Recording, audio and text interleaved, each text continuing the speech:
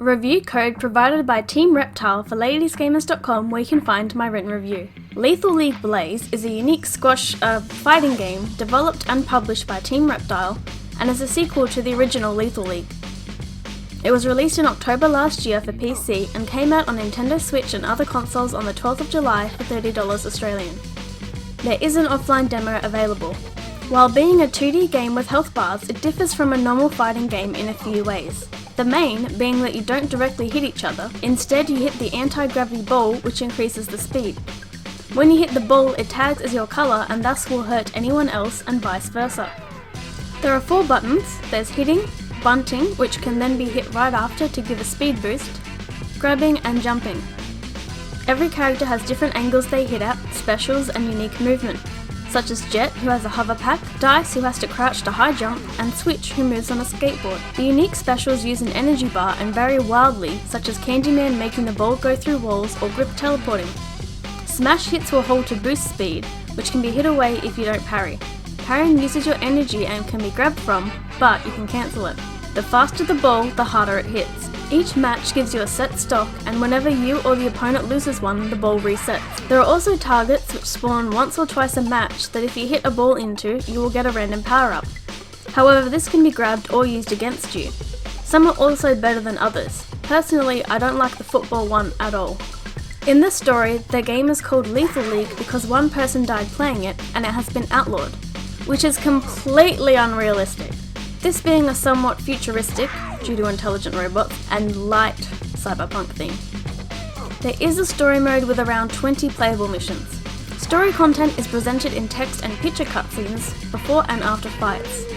They still manage to make small plot threads weave in together. Although the actual winner of any fight is almost never acknowledged, as with most fights, you can choose which of the 2 or more fighters you want to play as.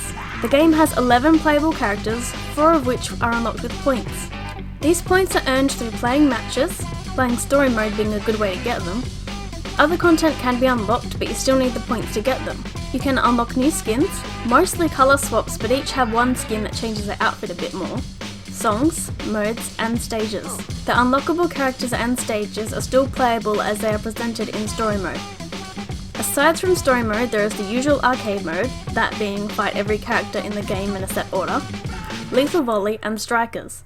The volleyball mode makes the ball fall, and you can only hit it 3 times in your side before it explodes. It's quite different, but is a good way to practice bunting and aiming. Strikers sets a target on each side of the field and you have to break your opponents. Thankfully, you cannot hurt your own target. The main game modes can be accessed in story, private online, and local versus.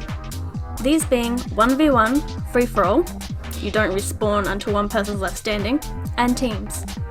Teams is really great as you can do a lot more with someone else to hit the ball in combination with you. There is a couple of tutorial sections which teach you most things except for parry cancelling and the get up mechanic, which you see later comms do. If you're interested in the finer moves, there's a video I'll link in the description by someone else. Also, training mode, which is just you, is a great way to practice your angles and moves. The game is 2D but is made with 3D models and backgrounds in a cel shaded style. All the character designs are unique and interesting, such as a beanie wearing crocodile, skateboarding robot, and roller skating teen with a hover pack. Big boys such as Doombox have big arms, but don't actually stretch them the whole way out when they hit. There are 10 stages which have some change-ups once the ball speed reaches a certain point.